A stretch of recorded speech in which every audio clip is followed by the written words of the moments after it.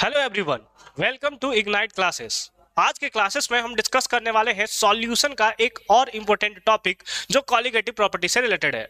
उससे पहले अगर तुमने अभी तक चैनल को सब्सक्राइब नहीं किया है तो मेक श्योर कि तुम चैनल को सब्सक्राइब कर लोगे और कंप्लीट प्लेलिस्ट का लिंक मिलेगा तुम्हें डिस्क्रिप्शन में, तो एक बार तुम डिस्क्रिप्शन भी चेक कर लोगे ताकि सारे के सारे जो सॉल्यूशन चैप्टर के जितने भी वीडियो बन चुके हैं वो सारे के सारे तुम्हारे पास एक्सेस हो सके। साथ ही साथ जो आने वाले फ्यूचर में भी वीडियो अपलोड होने वाले हैं वो भी तुम्हें उसी प्लेलिस्ट में देखने को मिलेंगे। तो वेलकम टू इग्नाइट क्लासेस, जहां पर आपको फ्री एजुकेशन मिलता है कंप्लीट जैकबोर्ड का। जैकबोर्ड जिसमें बहुत सारे बच्चों को प्रॉब्लम होता है कॉन्सेप्ट्स को लेकर, तो हमारा मेन मोटिव है कि आपके हर एक डाउट्स को क्लियर किया जाए, जिसमें आपको फिजिक्स, मैथ, बायोलॉजी, यहाँ तक कि कॉमर्स के भी वीडियोस अपलोड किए जा रहे हैं। तो जो भी आपके फ्रेंड्स हैं, जो भी आपके भाई हैं, बहन हैं, सबको ये वीडियो फैला दो ताकि उनको भी जैकबोर्ड का एकदम फ्री एजुकेशन, क्वालिटी एजुकेशन मिल सके। फिलहाल स्टार्ट करते हैं और देखते हैं कि आज का हमारा मोटिव क्या है, आज कौन कौन से टॉपिक्स को हम लोग डिस्कस करने वाले हैं। तो यहां पर देखो, तो आज का हमारा टॉपिक है डिप्रेशन इन फ्रीजिंग पॉइंट। क्या है? Depression in freezing point. Freezing points को हम लोग डिस्कस करने वाले हैं। डिप्रेशन इन फ्रीजिंग पॉइंट जो कि है थर्ड कॉलिगेटिव प्रॉपर्टी। इससे पहले दो कॉलिगेटिव प्रॉपर्टी है ना हमने ऑलरेडी डिस्कस कर रखा है, relative lowering in vapour pressure और उसके साथ साथ एलिवेशन इन बॉइलिंग पॉइंट्स। ये दो को हमने पढ़ रखा है। आज तीसरा पढ़ने की बारी है, that is depression in freezing point. उसके साथ साथ इसका हम लोग करेंगे एनसीईआरटी बेस्ड क्वेश्चंस भी। ठीक है, चलो आ जाओ, तो एक एक करके हम लोग स्टार्ट करते हैं। इससे पहले कि हम लोग चैप्टर में आगे बढ़े यानी डिप्रेशन इन फ्रीजिंग पॉइंट पढ़े, उससे पहले हम लोग को यह समझना होगा कि फ्रीजिंग पॉइंट क्या होता है ना। फ्रीजिंग पॉइंट क्या होता है? अगर तुम एक बार फ्रीजिंग पॉइंट समझ लिए तो डिप्रेशन इन फ्रीजिंग पॉइंट भी तुम अच्छे तरीके से समझ सकते हो। आ जाओ समझो कि फ्रीजिंग पॉइंट क्या होता है।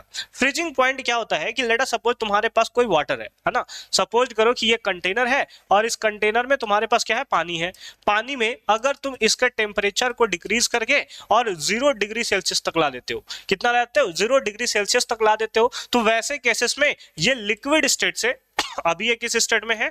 दैट इज ये है आपका लिक्विड स्टेट, और यहां से ये कन्वर्ट हो जाएगा किसमें? सॉलिड स्टेट में। किसमें कन्वर्ट हो जाएगा? सॉलिड स्टेट में। तो ये लिक्विड स्टेट से कन्वर्ट हो गया किसमें? सॉलिड स्टेट में। जिस टेम्परेचर पे ये ऐसा करेगा उसी को हम लोग बोलते हैं सिंपल फॉर्म में फ्रीजिंग पॉइंट। या दूसरे फॉर्म में ये बोल सकते हो कि अगर कोई सॉलिड स्टेट में है, सपोज आइस है ना, सॉलिड स्टेट में है, जिस टेम्परेचर पे वो लिक्विड के फॉर्म में कन्वर्ट होगा, जो अगेन 0 डिग्री सेल्सियस पे ही कन्वर्ट होता है, इसको भी हम लोग बोलते हैं फ्रीजिंग पॉइंट। यानी कि फ्रीजिंग पॉइंट एक ऐसा टेम्परेचर है जहां पर सॉलिड स्टेट और लिक्विड स्टेट दोनों इक्विलिब्रियम में होते हैं। दोनों किस में होते हैं? दैट इज इक्विलिब्रियम में होते हैं। तो आ जाओ, यहीं से डेफिनेशन से हम लोग इसको स्टार्ट करते हैं। ठीक है, चलो देखोगे क्या है कि फ्रीजिंग पॉइंट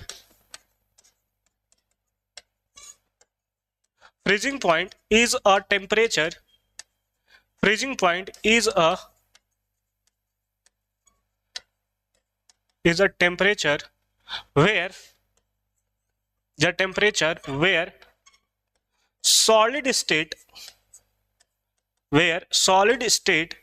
and liquid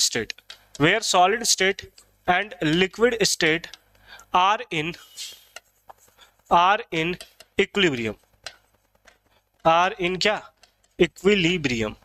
वो किसमें होता है? दैट इज इक्विलिब्रियम में प्रेजेंट होता है। यानी कि फ्रीजिंग पॉइंट एक ऐसा टेम्परेचर है जहां पर सॉलिड स्टेट और लिक्विड स्टेट दोनों क्या होता है? इक्विलिब्रियम में प्रेजेंट होते हैं। इक्विलिब्रियम का मतलब क्या होगा? इक्विलिब्रियम का मतलब हुआ कि अगर ये सॉलिड स्टेट है और यहां से ये कन्वर्ट हुआ किसमें?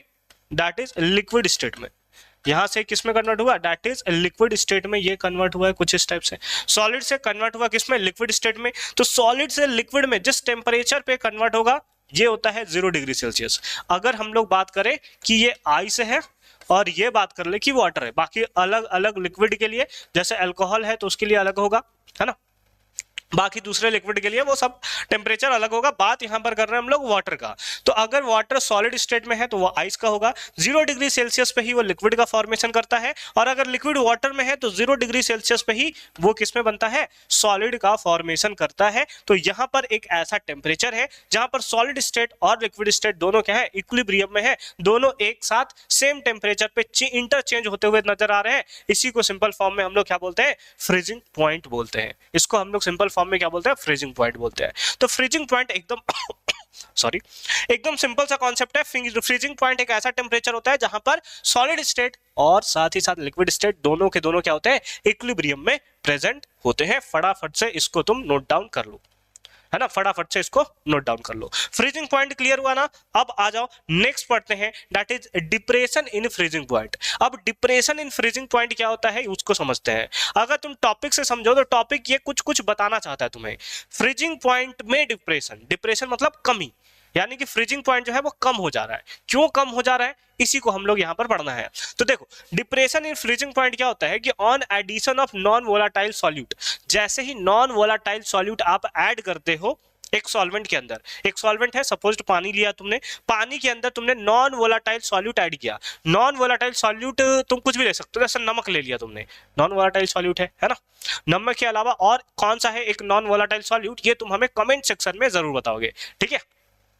तो फटाफट से कमेंट करके बताना दूसरा नॉन वोलाटाइल सॉल्यूट कौन सा है। ये हमने लिया वाटर, है ना, जो कि सॉल्वेंट है ना, वाटर है यानी कि वोलाटाइल सॉल्वेंट है, उड़ सकता है तो वोलाटाइल हो गया। इसमें तुमने नमक मिलाया, नमक मिलाने के बाद जो अकेला पानी पहले 0 डिग्री सेल्सियस पे फ्रीज कर सकता था, नमक मिलाने के बाद अब ये 0 पर नहीं करेगा बल्कि 0 से कम टेम्परेचर पे वो फ्रीज करेगा। यानी कि जो 0 डिग्री सेल्सियस पे फ्रीज करना चाहिए था, नमक मिलाने के बाद वो 0 पर नहीं करेगा बल्कि -8 -10 डिग्री सेल्सियस पे फ्रीज होगा। इसी को हम लोग बोलते हैं कि फ्रीजिंग पॉइंट डिप्रेस्ड हो जाना, डिप्रेशन इन फ्रीजिंग पॉइंट। कैसे डिप्रेशन इन फ्रीजिंग पॉइंट हुआ, तो जब तुमने नॉन वोलाटाइल सॉल्यूट ऐड किया किसमें, वोलाटाइल सॉल्वेंट में, तो वेपर प्रेशर डिक्रीज होता है और साथ ही साथ फ्रीजिंग पॉइंट डिक्रीज हो जाता है। फ्रीजिंग पॉइंट क्या होता है, डिक्रीज हो जाता है। इसी को सिंपल फॉर्म में तुम बोलते हो depression in freezing point. Depression in freezing point, ये एक्सपेरिमेंट चाहो तो तुम अपने घर में कर सकते हो। फ्रीज तो रखे हो ना, फ्रीज को क्या करना कि एक पानी रखना, ठीक है, पानी लेना और पानी को जाकर फ्रीजर जो होगा सबसे ऊपर में आता है ना, फ्रीजर में जाकर रख देना, ठीक है। और फिर एक बॉटल लेना, या फिर जैसे दोनों सेम टाइप का बॉटल लेना तुम, ठीक है, बॉटल ये दो, है ना, 2 पानी पीने वाला बॉटल जो भी आता ना वो ले लेना, है ना। उसमें क्या करना, एक में केवल पानी डालना और उसको फ्रीजर में रख देना। फिर एक में पानी डालना, उसके साथ साथ उसमें सॉल्ट डाल देना, या फिर थोड़ा अमीर हो गया ना तो चीनी डाल देना, है ना, बस मम्मी से गाली मत सुनना, उसमें चीनी डाल देना और दोनों को जाकर फ्रीजर में रख देना, है ना। रख दिया फ्रीजर में, देखोगे कि पानी वाला ना पहले तुम्हारा फ्रीज हुआ होगा, फिर उसके बाद तुम्हारा जो जिसमें चीनी मिला हुआ था ना पानी में, वो तुम्हारा लेट से फ्रीज होगा। क्यों, क्योंकि उसका फ्रीजिंग पॉइंट कम हो गया है।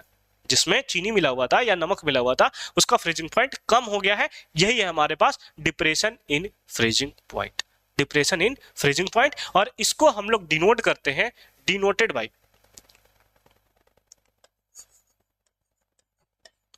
डिनोटेड बाय, किससे डिनोट करेंगे सर, तो इसको डिनोट करते हैं डेल्टा टीएफ से। यानी कि depression in freezing point delta TF से इसको मेनली शो किया जाता है। तो उस बेसिस पे क्या होगा, इस बेसिस पे हम लोग इसको बोल सकते हैं डेल्टा टीएफ। डेल्टा टीएफ इसका फॉर्मूला क्या होगा सर, एक बार फिल करो कि इसका फॉर्मूला क्या होगा। जैसे सपोज करो कि ये तुम्हारे पास क्या है, इसमें केवल और केवल पानी है, इसमें केवल और केवल क्या है, वाटर है ना, इसमें केवल और केवल वाटर है। एक तुमने अलग लिया सॉल्यूशन, है ना, इसमें तुमने पानी भी मिलाया है और पानी के साथ साथ इसमें नमक मिला दिया तुमने। नमक का कलर कैसा रखे, ये नमक है तुम्हारा, है ना, नॉन वोलाटाइल सॉल्यूट तुमने ऐड किया है। अभी मैंने तुम्हें क्या बताया, मैंने अभी तुम्हें बताया कि अगर केवल और केवल पानी है तो इसका फ्रीजिंग पॉइंट कितना होगा, 0 डिग्री सेल्सियस। कितना होगा बताओ, 0 डिग्री सेल्सियस होगा। लेकिन अगर पानी के साथ तुमने नमक मिला दिया या शुगर मिला दिया तो वैसे केसेस में इसका फ्रीजिंग पॉइंट तुम्हारा डिक्रीज कर जाएगा और 0 डिग्री सेल्सियस से घट करके ये कुछ भी हो सकता है, let us suppose -5 degree Celsius, या सपोज किया हमने कितना डिक्रीज हो गया। इन दोनों में बड़ा नंबर कौन है, 0 बड़ा है -5 बड़ा है, 0 बड़ा है। तो यानी कि सॉल्वेंट के फ्रीजिंग पॉइंट से हम लोग माइनस कर देंगे सॉल्यूशन के फ्रीजिंग पॉइंट को, तो आपको मिल जाएगा डिप्रेशन इन फ्रीजिंग पॉइंट। तो हम लोग यहां पर करेंगे टी नॉट। टी नॉट किसको शो करता है, depression in pure solvent minus depression in solvent, है ना, या फिर फ्रीजिंग पॉइंट ऑफ सॉल्यूशन, है ना। इसका मतलब हो गया सॉल्यूशन, यहां पर लिख देते हैं हेयर डेल्टा टीएफ का क्या मतलब हो गया, depression in freezing point, depression in क्या, freezing point. Depression in freezing point. T naught क्या हो गया सर? टी नॉट हो गया that is freezing point of, है ना, फ्रीजिंग पॉइंट ऑफ किसका? सॉल्वेंट, प्योर सॉल्वेंट, है ना, केवल और केवल इसमें सॉल्वेंट होना चाहिए। उसके साथ साथ टीएस क्या हो गया? टीएस हो गया तुम्हारा freezing point of solution, freezing point of solution. तो इतना सिंपल है भाई डिप्रेशन इन फ्रीजिंग पॉइंट को समझना, है ना। तो ये हो गया depression in freezing point. Delta TF है depression in freezing point, T naught जो है फ्रीजिंग पॉइंट किसका? तो सॉल्वेंट का, और टीएस जो है वो किसका है? फ्रीजिंग पॉइंट किसका? सॉल्यूशन का। फ्रीजिंग पॉइंट किसका? दैट इज सॉल्यूशन का। फटाफट से इसको एक बार तुम नोट डाउन कर लो। कर लिया नोट डाउन? कर लिया नोट डाउन? चलो ठीक है। तो यहां पर डिप्रेशन इन फ्रीजिंग पॉइंट जो है वो तुम्हारा कंप्लीट होता है। अब हम लोग इसको ग्राफ के बेसिस पे समझते हैं। ये ग्राफ तुम्हें एनसीईआरटी में भी देखने को मिलेगा, एकदम आराम से समझना, सब चीजें तुम समझ सकते हो एकदम ही आसानी के साथ। सपोज करो कि एक हमने ले रखा है, ये एक ग्राफ तुम्हें देखने को मिल रहा होगा इधर, है ना, ऐसा कुछ ग्राफ दिख रहा है क्या? दूसरा कलर यूज कर लूं मैं? एक सेकंड रुको, दूसरा कलर मैं यूज कर लेता हूं, है ना। एक ये ग्राफ तुम्हें दिख रहा होगा ऐसा, है ना, ये ग्राफ तुम्हें दिख रहा है इस बार कलर? हाँ दिख रहा है। एक और कलर हम लोग ले लेते हैं, इस बार ब्लू कलर ले लेते हैं, है ना, ये कलर ले लेते हैं। देखो ये जो नीचे में तुम्हें दिख रहा है ये है तुम्हारा सॉल्यूशन का फ्रीजिंग पॉइंट जो ऐसे दिख रहा है, ये है सॉल्वेंट का फ्रीजिंग पॉइंट जो कि यहां पर आपको देखने को मिल रहा है। सॉल्वेंट का फ्रीजिंग पॉइंट ये तो तुम्हें पता है कि ज्यादा होगा, है ना, वेपर प्रेशर को ये डोनेट करता है और ये टेम्परेचर को शो करता है ना। तो फ्रीजिंग पॉइंट देख रहे हो कि सॉल्वेंट का कहां पे आ रहा है? यहां पर आ रहा है।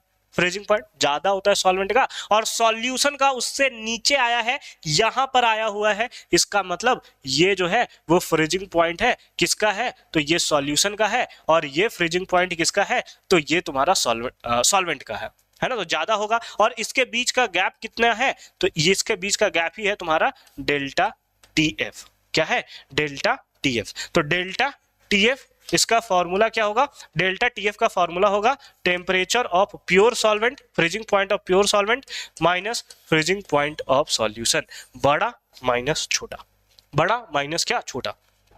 हो गया? हो गया, बस ये है। सर ये लाइन तो आपने बताया नहीं सर। क्या सर आप बहुत मजाक कर देते हो हमारे साथ, ये लाइन तो आपने बताया नहीं कि ये लाइन क्यों ड्रॉ हुआ है। ये लाइन ड्रॉ होने के पीछे रीजन क्या है? देखो कि ये सॉल्वेंट है, सॉल्वेंट है मतलब पानी है। जब उसके टेम्परेचर को तुम और डिक्रीज कर रहे हो, और डिक्रीज कर रहे हो, तो तुम्हें वही टेम्परेचर देखने को मिलेगा जो कि सॉल्यूशन में था। जैसे सॉल्यूशन का अभी आपने लिया था कितना? -5 डिग्री सेल्सियस सॉल्यूशन का लिया था, और सॉल्वेंट का कितना था? 0 डिग्री सेल्सियस, जो कि पानी था, तो उसका कितना था? 0 डिग्री सेल्सियस। जब तुम इसके टेम्परेचर को और डिक्रीज करोगे तो ये -5 तक पहुंचेगा ना भाई। मतलब ये जो है वो एक पोजीशन पे जाकर मिलने के मतलब मिलता हुआ तुम्हें नजर आएगा। वही चीज यहां पर ये शो करना चाहता है। फटाफट से तुम इस ग्राफ को नोट डाउन कर लोगे। कर लिया नोट डाउन? चले आगे, चले आगे। देखिए तो नेक्स्ट टॉपिक है हमारा depression in freezing point in terms of molality, है ना। मोलालिटी के टर्म्स में कैसे इसको हम लोग डिफाइन करते हैं, यहाँ से एनसीईआरटी में बहुत सारे क्वेश्चन जो है वो मेंशन किए गए हैं। एक एक करके अभी हम लोग सॉल्व करने वाले हैं, तो टेंशन मत लो, ठीक है। देखो क्या होता है मोलालिटी के टर्म्स में, तो जो डेल्टा टीएफ होता है, जो डेल्टा टीएफ होता है यानी कि डिप्रेशन इन फ्रीजिंग पॉइंट, ये डायरेक्टली प्रोपोर्शनल होता है एम के। डायरेक्टली प्रोपोर्शनल एम का मतलब मोलालिटी के डायरेक्टली प्रोपोर्शनल है। अब डायरेक्टली प्रोपोर्शनल है तो प्रोपोर्शनैलिटी का साइन तुम हटाओगे, है ना। यहाँ पर प्रोपोर्शनैलिटी का साइन हटाओगे, इक्वल्स टू का साइन लाओगे, तो इक्वल्स टू क्या हो जाएगा? यहाँ पर एक कांस्टेंट आएगा that is K F into का क्या? एम। इंटू का क्या आएगा? That is M. तो ये हो गया डेल्टा टीएफ, है ना, is equals to K F into का एम, ठीक है। वेयर जहां पर सबको डिफाइन कर लेते हैं। डेल्टा टीएफ जो है वो आपका क्या है? डीएफपी। डीएफपी मतलब डिप्रेशन इन फ्रीजिंग पॉइंट, ठीक है। उसके साथ साथ केएफ आपका क्या है? इसको हम लोग बोलते हैं मोलल डिप्रेशन कांस्टेंट।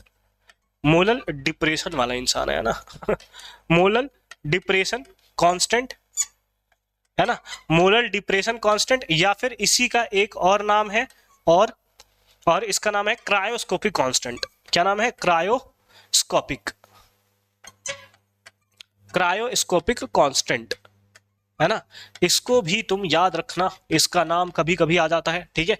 और एम क्या है, एम है आपका मोलैलिटी, एम क्या है आपका, दैट इज मोलैलिटी, है ना, मोलैलिटी है, ठीक है। तो ये सारा का सारा टर्म्स है, एक बार फटाफट से नोट करो, फिर हम लोग कुछ और इससे इंपॉर्टेंट पॉइंट्स को ढूंढते हैं। बना लिया, चलो ठीक है। देखो यहां पर क्या है, ये मोलैलिटी है, मोलैलिटी का फॉर्मूला तुम्हें पता है क्या? हाँ सर हमें पता तो है, 11th में तो हमने पढ़ा है, लेकिन भूल गया। भूल गया, कैसा का बात करते हो यार, है ना। मोलैलिटी, मोलैलिटी, मोलैलिटी जिसको हम लोग डिनोट करते हैं किससे, एम के थ्रू। तो मोलैलिटी का फॉर्मूला क्या होता है, मोलैलिटी का फॉर्मूला होता है number of mole of solute. Solute को हम लोग बी से रिप्रेजेंट करते थे, अगर याद हो तुम, स्टार्टिंग में हम लोग बी से ही रिप्रेजेंट करते आ रहे हैं। तो मोलैलिटी इक्वल टू हो गया number of mole of solute divided by mass of solvent, divided by क्या, मास ऑफ सॉल्वेंट, और वो भी किसमें, तो इन केजी, इन किसमें, तो इन केजी, ठीक है। तो उस बेसिस पे नंबर ऑफ मोल का फॉर्मूला क्या होता है, इसका फॉर्मूला होता है given mass by molar mass, given mass by molar mass into mass of solvent in KG. अगर तुम्हें मास ऑफ सॉल्वेंट ग्राम में दिया रहे तो कैसे बनाओगे, तो यहां पर तुम्हें क्या दिया है, मास ऑफ सॉल्वेंट, मास को ना डब्ल्यू से रिप्रेजेंट करते हैं, ये अच्छा नहीं दिख रहा हमें, ये अच्छा नहीं दिख रहा हमें, इसको हम लोग किससे रिप्रेजेंट करते हैं, डब्ल्यू से, है ना, डब्ल्यू से, नहीं तो मोलर मास में फिर कंफ्यूज हो जाओगे, इसमें और इसमें फिर कंफ्यूज हो जाता है, ठीक है। तो मास ऑफ सॉल्वेंट, सॉल्वेंट को ए से रिप्रेजेंट करते हैं, यहां पर किस में है, तो इन ग्राम, इन ग्राम, और जब ग्राम में किया है तो इसको डिवाइड करना पड़ेगा तुम्हें 1000 से, जो कि ऊपर चला जाएगा, तो ये हो जाएगा कुछ ऐसा। ये हो गया तुम्हारा मोलैलिटी का फॉर्मूला, किसका फॉर्मूला बताओ, तो ये हो गया तुम्हारे पास मोलैलिटी का फॉर्मूला। अब एक बार जब तुम ये फॉर्मूला बैठा लिए तो इसको हमें पुट कर देना है इस वाले इक्वेशन में। सपोज कर लो कि ये हमारा कौन सा है, इक्वेशन 1, तो क्या लिखोगे, फ्रॉम इक्वेशन 1, है ना, किस इक्वेशन से बताओ, तो इक्वेशन 1 से, इक्वेशन 1 से तुम निकालोगे तो क्या निकलेगा, that is delta TF is equals to K F into का एम, एम मतलब क्या हो गया, that is W B into का 1000 डिवाइडेड बाई क्या हो गया, एम बी इनटू का W A in gram, W A in क्या, ग्राम। तो ये भी आपका एक फॉर्मूला बनकर तैयार हो गया, जिसके बेसिस पे हम लोग सारे के सारे क्वेश्चंस को सॉल्व कर सकते हैं और बहुत ही सिंपल तरीके से सॉल्व कर सकते हैं। तो फटाफट से यही जो है वो आपका मेन फॉर्मूला है, एकदम इसको याद रखना है। जहां पर के एफ का वैल्यू मेनली आपको गिवन रहेगा, गिवन मास रहेगा आपको 1000 के प्लेस पे तो 1000 पुट करोगे, मोलर मास ऑफ सॉल्वेंट ये तो तुम्हें पता ही रहेगा ना, सॉल्वेंट अगर पता है तो उसका मास तो तुम निकाल ही सकते हो, और डब्ल्यू ए क्या है, that is mass of solvent, क्या है, मास ऑफ सॉल्वेंट, वो भी किसमें, दैट इज ग्राम में, ठीक है, दैट इज किसमें, ग्राम में। नोट करो फटाफट से, कर लिया नोट, कर लिया नोट, बहुत अच्छी बात है, आगे चलते हैं।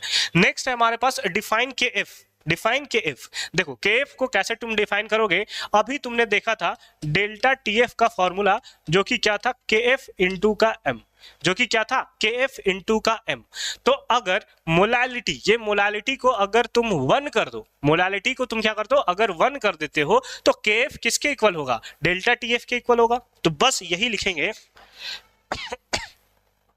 बस इसी को लिखेंगे हम लोग कि फॉर वन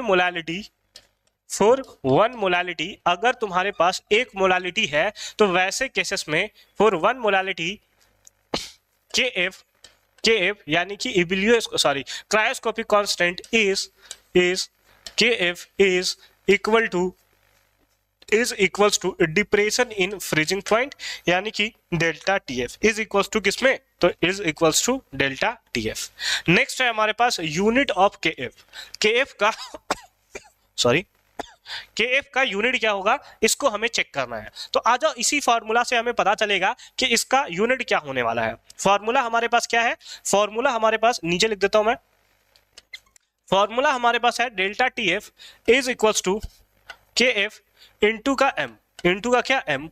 तो ये के एफ अगर तुम निकालो तो के एफ इज इक्वल्स टू क्या आ जाएगा, that is delta TF divided by M. K F equals to क्या आ जाएगा, delta TF divided by M. अब डेल्टा टीएफ यानी कि depression in freezing point, temperature के बारे में बात हो रहा है, तो टेम्परेचर का यूनिट क्या होता है, दैट इज के होता है, केल्विन होता है। और इस मोलैलिटी का यूनिट क्या होता है, इसका यूनिट होता है मोल पर केजी, मोल पर केजी। तो ये ऊपर चला जाएगा, है ना, तो केल्विन केजी आ जाएगा ऊपर में तो प्लस में और मोल माइनस में, तो ये हो जाएगा। तो केल्विन केजी पर मोल क्या हो जाएगा, यूनिट ऑफ केएफ क्या हो जाएगा, केल्विन केजी पर मोल।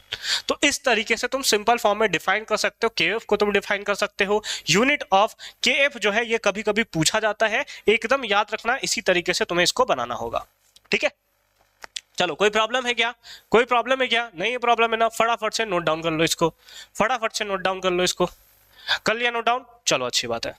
नेक्स्ट चलते हैं, है ना। अब नेक्स्ट हमारे पास है application of depression in freezing point, यानी कि डिप्रेशन इन फ्रीजिंग पॉइंट का normal day to day life में कहाँ कहाँ पे यूजेस है ना, कहाँ कहाँ पे इसको यूज करते हो। तो इसको ना तुम नॉर्मली घर में यूज कर लेते हो, ठीक है, बट तुम्हें पता नहीं होता कि यहाँ पर हम लोग यूज कर रहे हैं कैसे।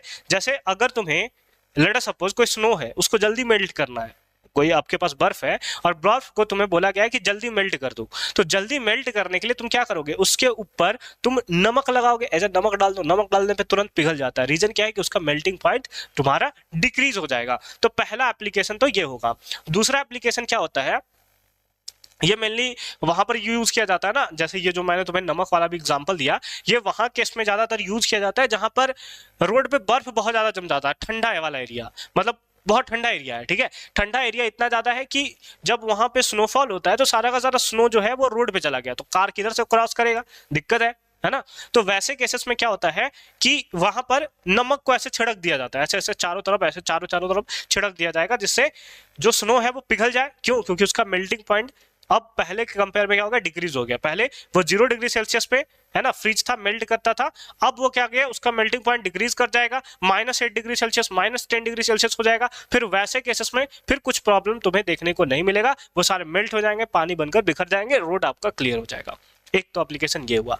दूसरा एप्लीकेशन हो गया कि जैसे पेट्रोल भी लिक्विड है, पेट्रोल भी जो है वो बहुत जल्दी फ्रीज हो जाता है ना। तो वैसे केसेस में उसमें हम लोग क्या करते हैं, एक बाहर से एडिटिव यूज करते हैं, है ना। क्या करते हैं, बाहर से एक एडिटिव यूज करते हैं रेडिएटर में, ताकि कार का पेट्रोल जो है, अगर देखिए जैसे कार है सब बोलते हैं ना, कार में पेट्रोल भी होता है, उसके साथ साथ पानी भी हम लोग यूज करते हैं ताकि इंजन जो है वो जल्दी गर्म ना हो। तो सपोज कर लेते हैं कि वही इंजन का है जिसमें पानी मिला हुआ है, अगर वो पानी है ना, पानी का बात कर रहा हूँ, वाटर का बात कर रहा हूँ मैं, है ना। पानी है, पानी रेडिएटर में रखा हुआ है, ठीक है।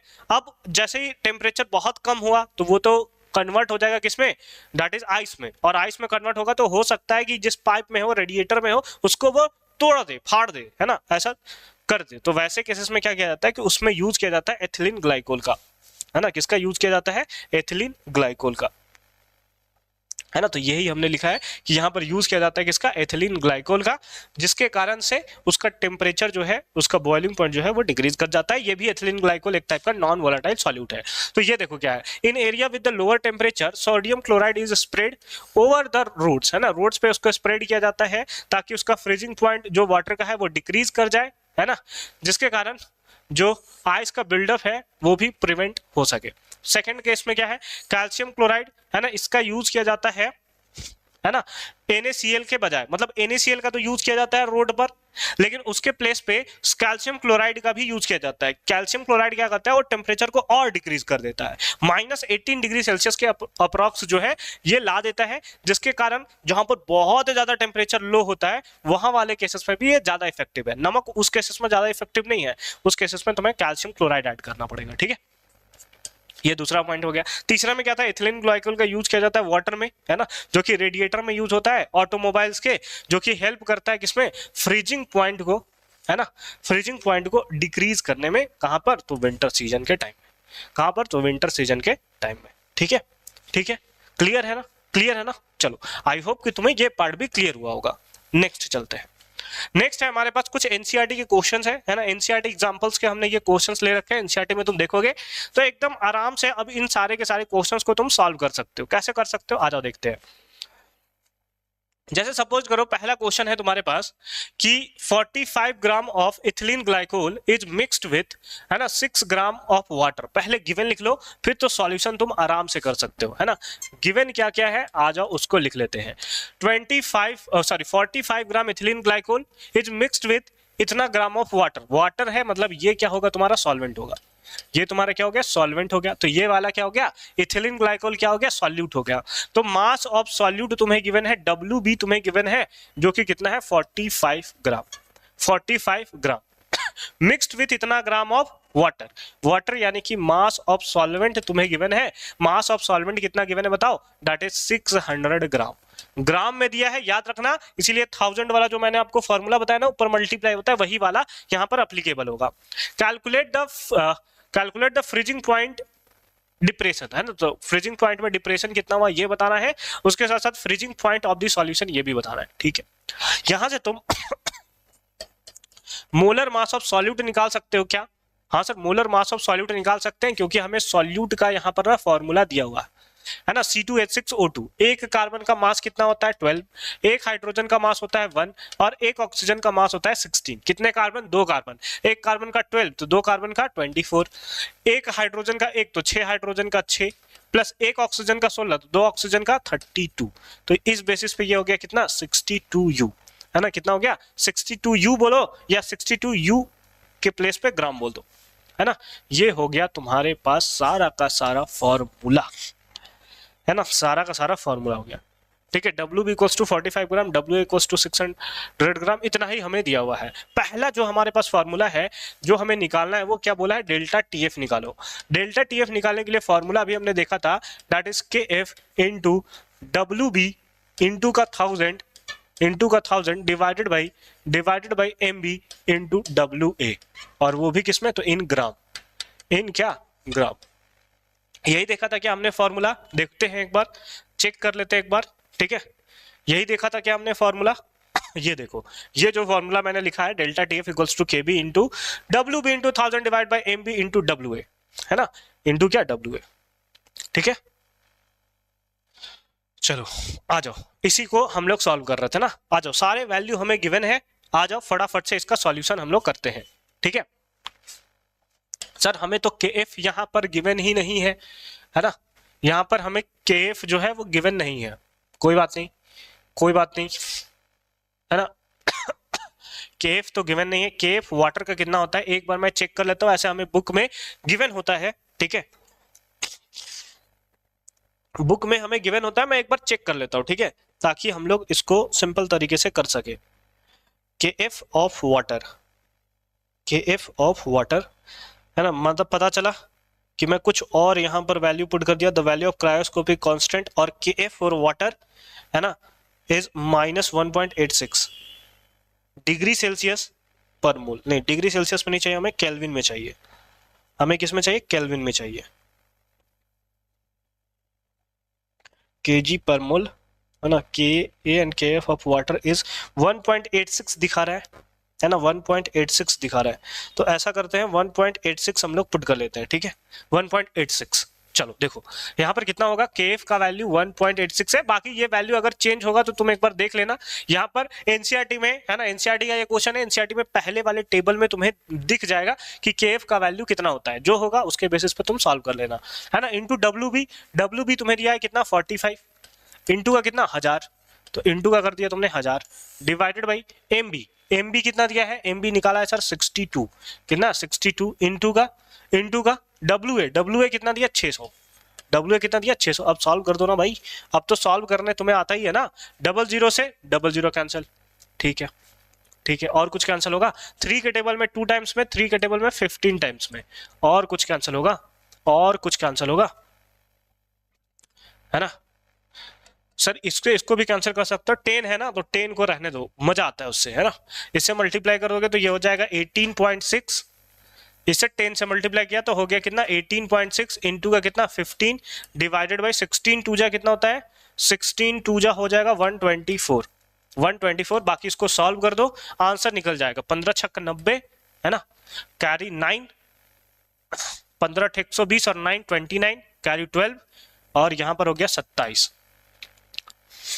यहां पर आ जाएगा डिवाइडेड बाई 124, तो ये 2 पॉइंट समथिंग आएगा, 2.48 हो गया, 48 हो गया, है ना, 248 और 30, 2.2 है ना, 2.2 केल्विन kg पर मोल, केल्विन केजी पर mole and this is the right answer of this question. दिख रहा है क्लियर? क्या क्लियर दिख रहा है? हाँ दिख रहा है क्लियर।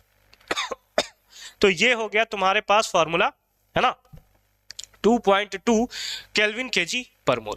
ठीक है, तो इस तरीके से तुम सिंपल फॉर्म में इसका सॉल्यूशन जो है वो बहुत ही आसानी के साथ कर सकते हो। सर आपने एक तो बताया ना, अभी तो आपने बताया है फ्रीजिंग पॉइंट में डिप्रेशन कितना हुआ, यहां पर तो सेकंड पार्ट भी दिया हुआ है। ये तो आपने अभी बस ए पार्ट बताया है, बी पार्ट तो आपने बताया ही नहीं। कोई नहीं, बी पार्ट मैं यहां बता देता हूं। ठीक है, बी पार्ट मैं यहां बता देता हूं, चलेगा ना? बी पार्ट चलेगा ना? क्या है फ्रीजिंग पॉइंट ऑफ सॉल्यूशन? देखो फ्रीजिंग पॉइंट तुमने देखा था delta T F is equal to, formula था T naught minus T S, यही था ना? टी नॉट माइनस क्या था? टी एस था। ये था हमारे पास सिंपल फॉर्म में फॉर्मूला। डेल्टा टी एफ कितना आया है बताओ? डेल्टा टी एफ अभी तुम्हारे पास आया है 2.2 2.2 is equal to T naught. T naught का मतलब होता है कि that is freezing point of solvent. Freezing point of solvent, solvent कौन सा? वाटर। वाटर का फ्रीजिंग पॉइंट कितना होता है? दैट इज 273 है ना?